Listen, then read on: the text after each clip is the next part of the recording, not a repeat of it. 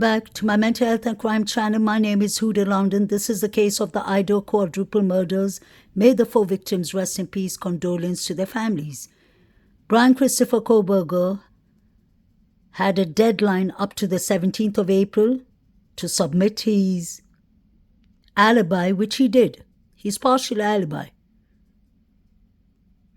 He said that he found this place in the YWY Park, 25 minutes drive from Pullman, Washington, where he lives, a while ago. And he used to like taking hikes there. He used to go on hiking. He used to run there. And he loves watching the stars, the moon, the sky, stargazing at the YWY Park. He's entitled to his alibi, but he has actually pictures showing that he's taking pictures in the YWY Park of stars, moon, and the sky, I guess. Berger's phone showing him in the countryside late at night and in the early morning on several occasions. The phone data includes numerous photographs taken on several different late evening and early mornings, including in November, depicting that night. Mr. Berger was out driving in the early morning hours of November 13th, 2022, as he often did, to hike and run and see the moon and stars. He drove throughout the area south of Pullman, Washington, west of Moscow, Idaho, including YWY Park. Partial corroboration. Mr. Berger intends to offer testimony of S.Y. Ray, CSLY expert, cell lower cell phone and other radio frequencies. Curricular Vitek is attached to show that Brian Berger's mobile device was on south of Pullman, Washington, and west of Moscow, Idaho, on November the 13th, 2022. The Brian Berger's mobile device did not travel east on the Moscow-Pullman highway in the early morning hours of November 13th. And this could not be the vehicle captured on video along the Moscow-Pullman highway near Floyd's cannabis shop. So that wasn't Brian Christopher Berger, and he has evidence to back that up. Additional information as to Mr. Berger's whereabouts as the early morning hours, including additional analysis by Mr. Raj, will be provided once the state provides discovery requested and now subject to upcoming motions to compel. If not disclosed, Mr. Ray's testimony will also reveal the critical exculpatory evidence, further corroborating Mr. Berger's alibi with either and preserved or has been withheld. This must be the way Brian Christopher Berger drove to the YWY Park. This is the YWY Park. Look at how beautiful it is.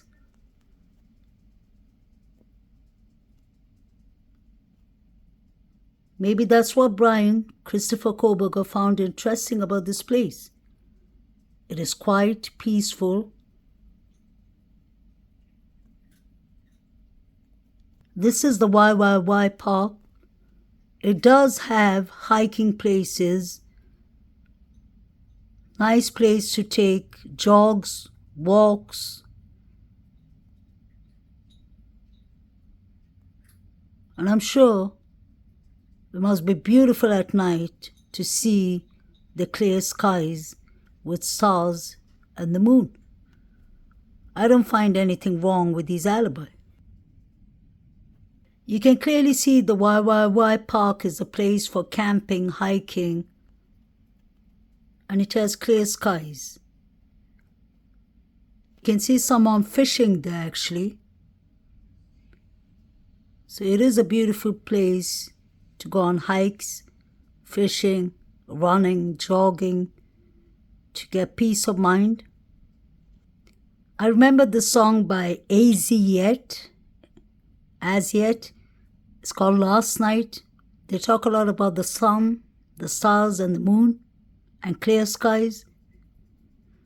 So there are many people that love sky or star glazing. There's nothing wrong in that.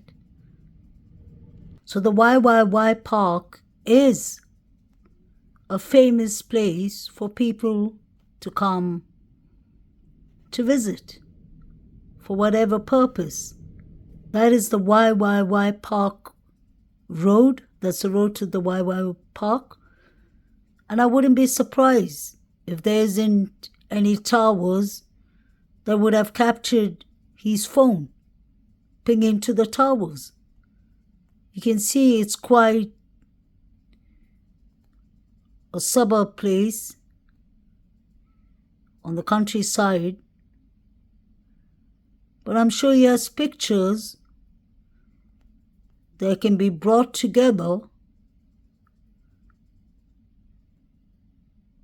that will show that his alibi could be legit.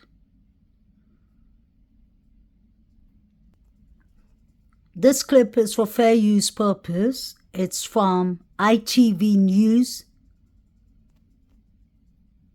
in the United Kingdom.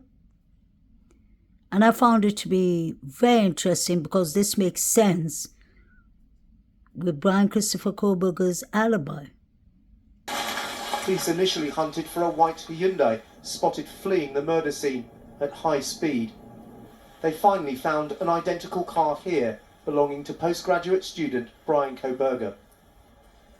I spoke to one of Kohlberger's neighbours here at his university accommodation in Pullman. He didn't want to go on camera but said he frequently saw Kohlberger in the company of an Asian girl, often laughing and joking. On the night of the murder, he saw him right out here, acting normally.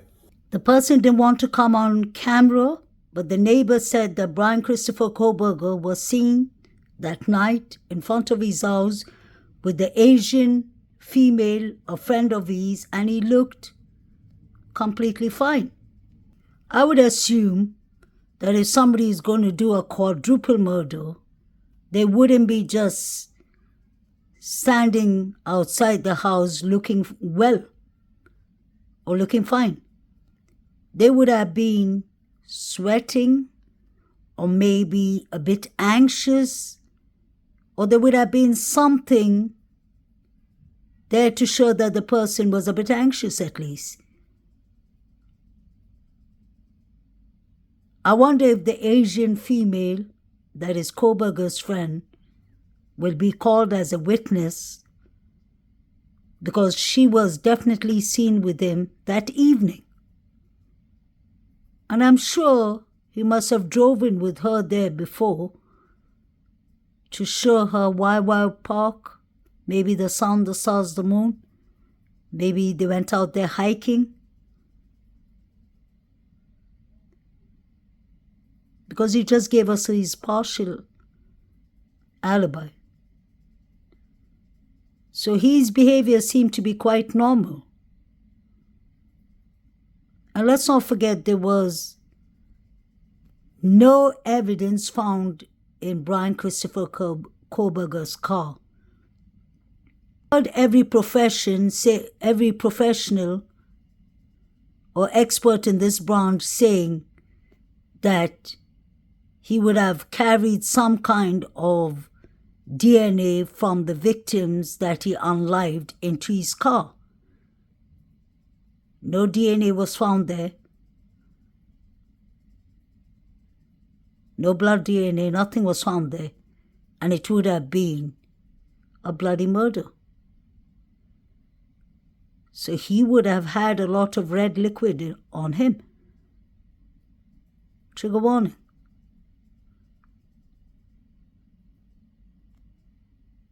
I want to know where all the other people were that night. The Sigma Chi boys, the other fraternities, the people who are watching those interesting pictures in the grub truck and Banfield, where were they? Where did their phones ping?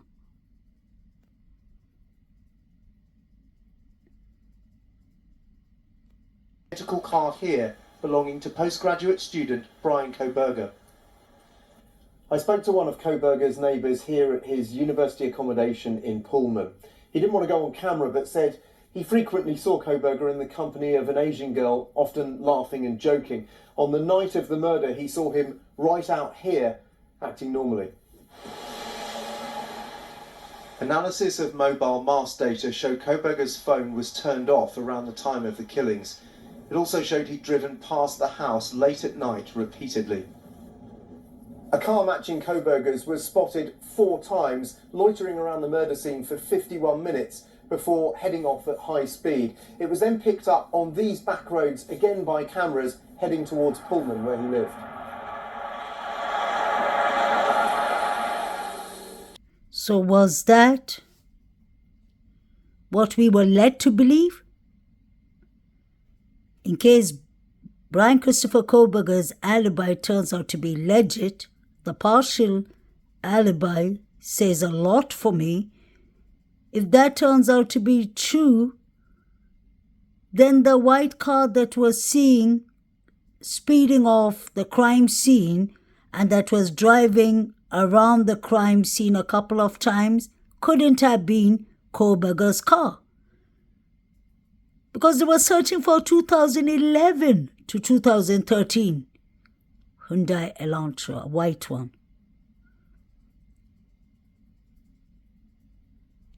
So if Berger was at YWY Park watching the stars and the moon and he took pictures of it, how could he have been in 2 places at one time?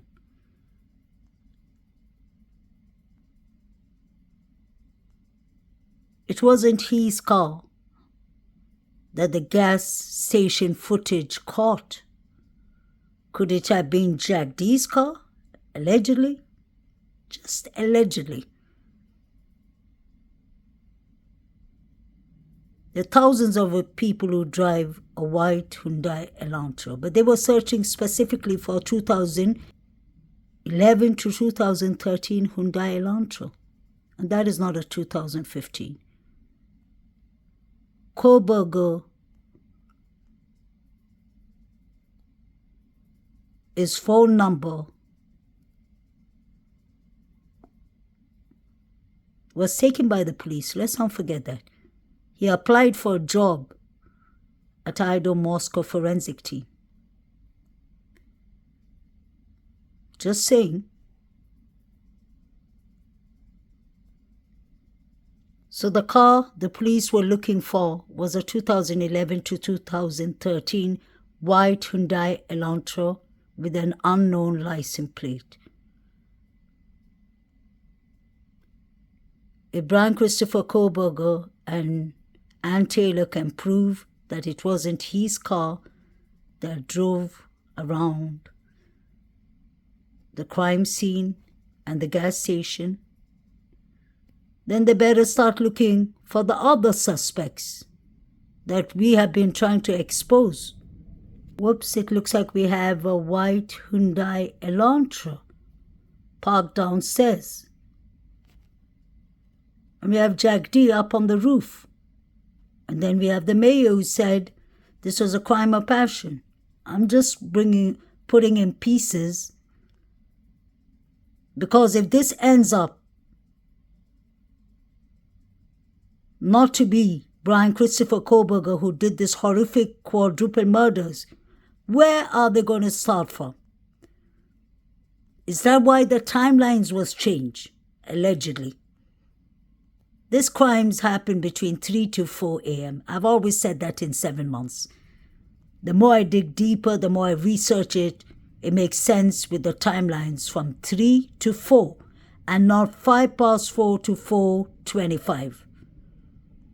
Where were you, Jack D? Weren't you in the corner club? When did you go home? He went home and he played PlayStation and he went to sleep. Was that what your alibi was? Because WSU Kim, his daughter, allegedly said something else. And I believe WSU Kim, his daughter.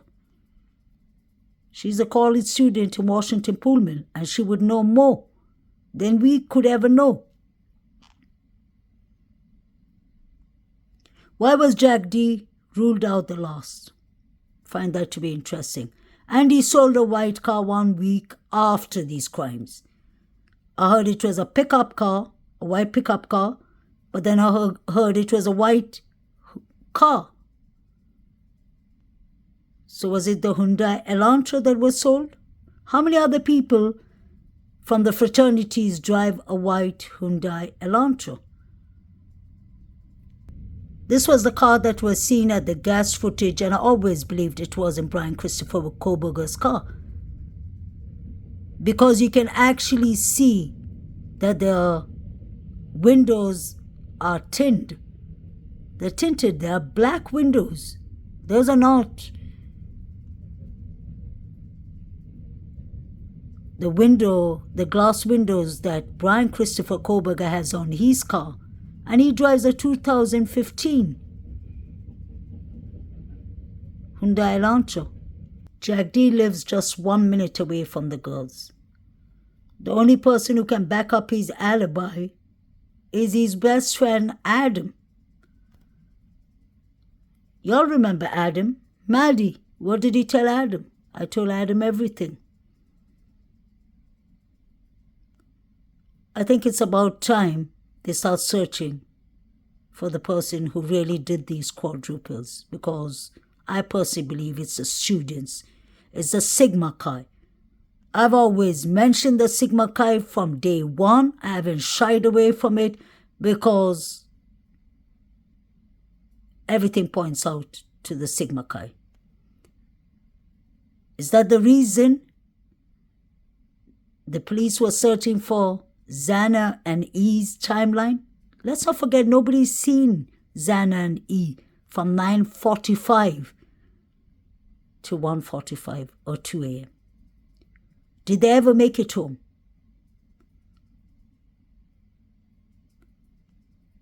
Or did something happen to them at home earlier?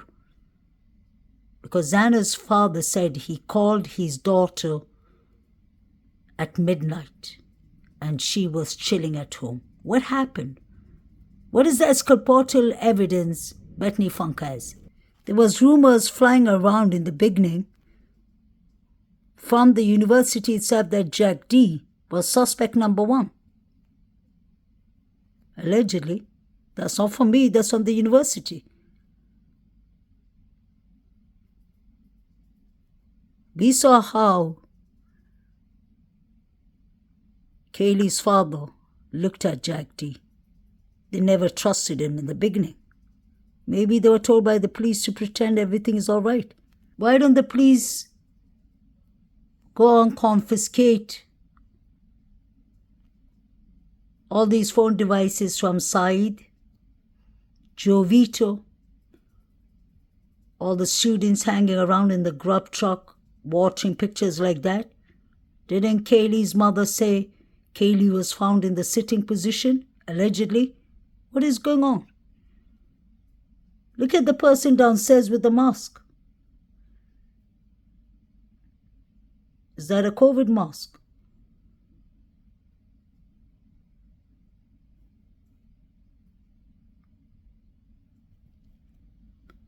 This is one of the pictures Saeed was watching.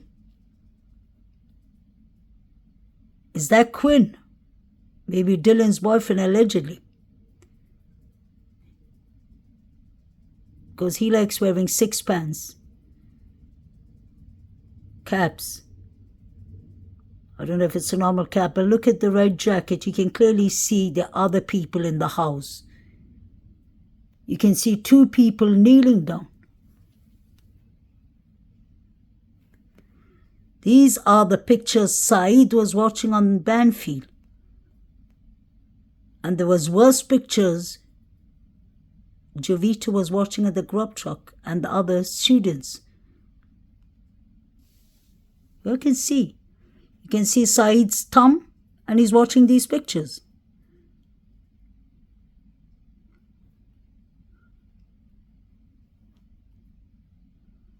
You can see someone in white on the other side, standing up, and there are two people standing down or kneeling down. These are Saeed's pictures. It looks like 3 people are sitting down, or 4 people. You can see 3 heads at least. And you can see somebody standing and pointing something at one of them, the person in the middle.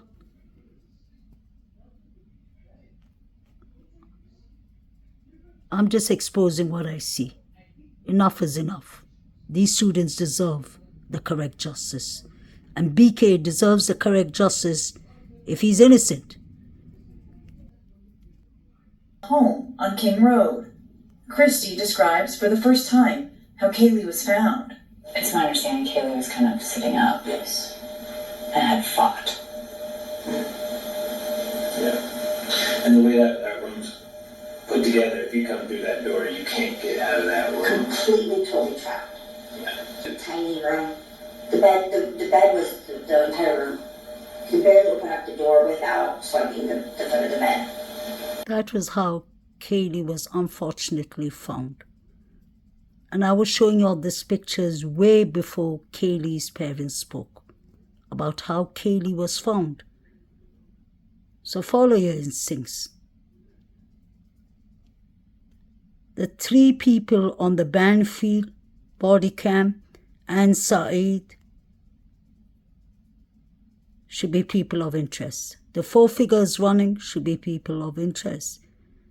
Both the Davids should be people of interest.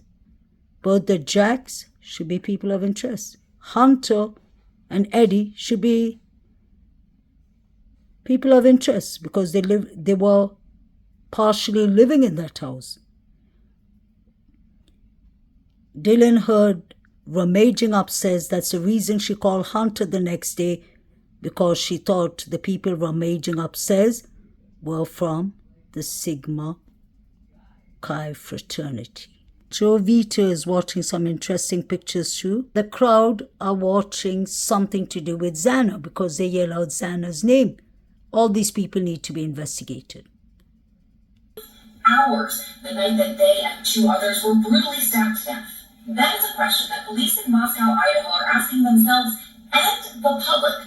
And the answer to that question may help them catch the person responsible for this quadruple homicide. Xana and Ethan, who were boyfriend and girlfriend, attended a party together hours before they were to be murdered on November 13th at Ethan's fraternity Sigma Chi. They were seen at this Sigma Chi house around 8 or 9 o'clock at night, but police believe they got home about 1:45 a.m., so that's a large chunk of time. Now, the murders are thought to have taken place between 3 or 4 a.m. What's really strange here is not a single person who attended this big frat party reported seeing the couple after 9 p.m. They didn't pop up in any social media videos or photos or any surveillance videos. It's also important to note that this house doesn't have any security cameras outside. So far, authorities have gotten more than 5,000 tips about this case, and over 1,000 photos and images have been sent to the FBI. But there's nothing in them so far to indicate where these 2 were for almost 5 hours. What time did they actually leave the Sigma Chi house? Where did they go after? What route did they take? Did they walk? Did they get a ride? Did they take an Uber? The answers to all of these questions could uncover a crucial piece of